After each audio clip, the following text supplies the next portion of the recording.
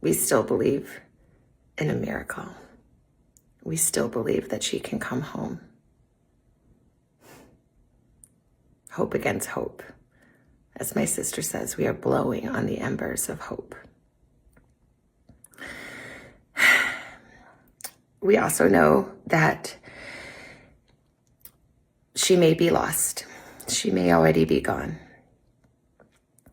She may have already gone home to the Lord that she loves. But we need to know where she is. We need her to come home.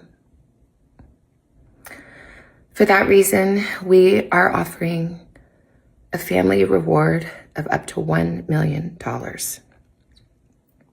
for any information that leads us to her recovery. All of the information about this reward and the details is in the caption below.